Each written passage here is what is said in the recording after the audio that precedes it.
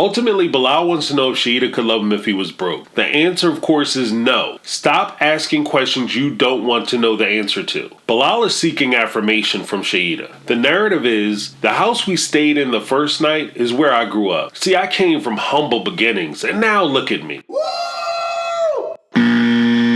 Bilal, the questions you have are relevant. Don't play a prank, ask a question. The idea that this is a joke is what makes this disrespectful and offensive. By calling it a joke, Bilal is giving Shaeeda cover. If this is a joke, he doesn't have to take the results seriously. Her poor reaction to his childhood home and meager beginnings no longer becomes a direct reflection of where he comes from and how it helped to develop who he is. It's just a misunderstanding. She didn't understand how awesome I am now. See, according to Bilal, Shaeeda represented herself as a ride or die chick. Someone who would be happy living in a cave as long as the two of them were together. I mean, this is probably true as long as the cave costs better than $500,000. And she'll ride with you. To the bank? See, ride or die implies loyalty. Loyalty and trust are a two-way street. Bilal wants Shaeeda to trust him enough that she's willing to live in poverty. But Bilal feels that he doesn't have to trust her enough to have that honest conversation with her about finances. A man who has questions about his fiance's intentions when it comes to money doesn't go out and buy a bunch of expensive gifts.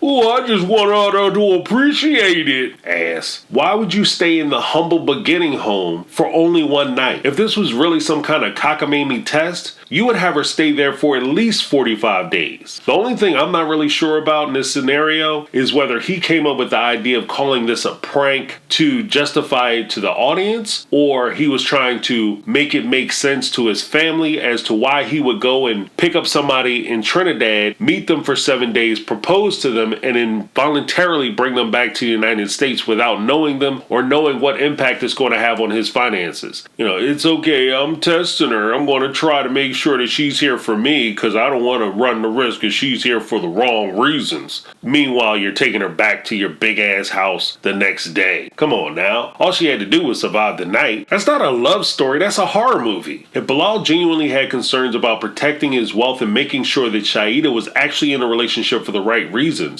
why not ask her to sign a prenup? He had 2 years to present it, negotiate it, and execute it. All of this could have been done well before he asked her to get on a plane and come to America. In fact, I would even go so far as to say he should have done all this before he even filled out and filed for the K-1 visa. Ultimately, Bilal believed that he was concealing his wealth. Joke's on you, Jack. All evidence points to the idea that she knew or had a strong indication that Bilal had wealth. As the viewer, what do we know? We know that they shared Facebook friends. We know that she saw him and hit him up on the DMs. I mean, from his understanding and his perspective, what does he think happened? Do you think that she just saw you and slid into your DMs because she liked your pretty smile? What about you made her slide into your DMs? That has to be the question. This is assuming that she didn't go back and just right off rip ask your mutual friends about you. Even if he didn't do all that. We've already heard from the ex-wife who said that he goes on a Facebook and he has a bunch of stuff that shows how much money he has and that he's wealthy and all that. If Shaeeda is friends with you on Facebook, then she has access to all that information. Shaeeda says in her interviews that she understood Bilal had money. He was flipping houses, he was buying property, that costs a lot of money. Finances, they should be up there as she describes it. She talks about his suits, shoes, belts, watches, etc., etc., etc. Here's a pro tip for Bilal and anybody listening, especially young men. If you don't want people to use you for money, stop using your money to attract people. Nothing happens in a vacuum. Let's not pretend that everything is equal, particularly on this show. The 90-day formula is to cast international fiancés who think coming to America will improve their lives. In fact, these are usually the most popular and talked about characters in stories.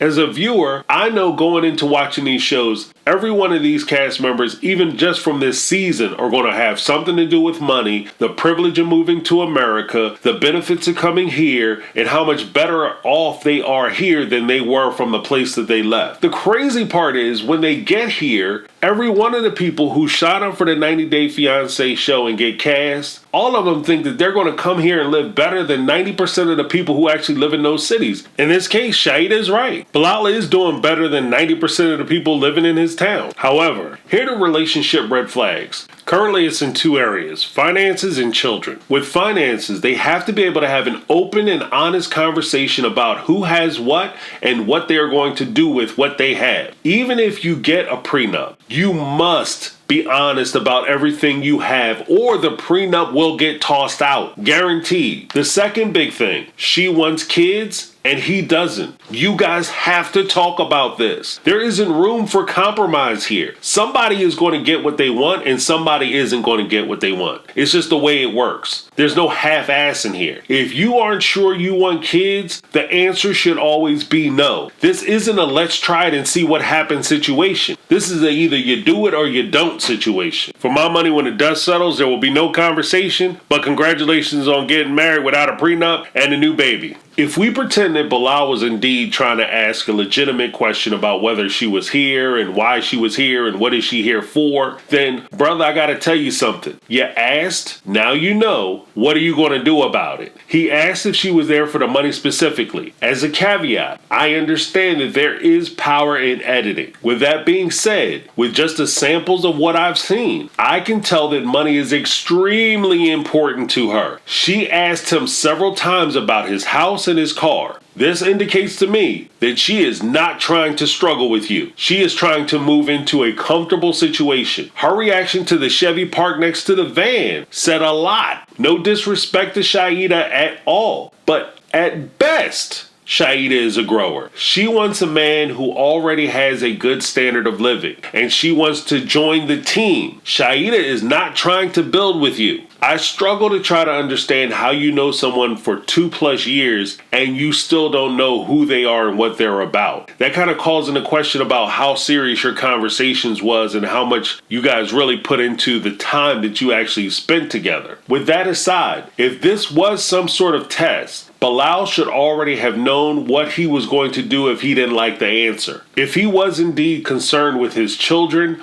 or his financial future, there are certain steps that I would expect an intelligent guy like Bilal to take. I would fully expect this businessman who came from rags to riches, from humble beginnings to now this extravagant lifestyle, to have the understanding and the business acumen to actually sit down with a person he's talking about merging into his franchise. But you don't sit down and start talking about terms. You don't sit down and talk about finances. You don't sit down and talk about projections and what you plan on doing moving forward. And more importantly, you don't have a conversation that even revolves or even remotely touches the what if this partnership dissolves, which would be covered in a prenup. He didn't do any of these things, which leads me to believe he thought he was going to go and wow her with his rags to riches story. This is where I started and this is where I ended up. Isn't it great? But unfortunately for him, Shaeeda is not interested in the rags part of the story because she wants to skip a few chapters to the riches part of the story, particularly the part of the story where she becomes rich. That's my take on reality. This is James, and I'm out.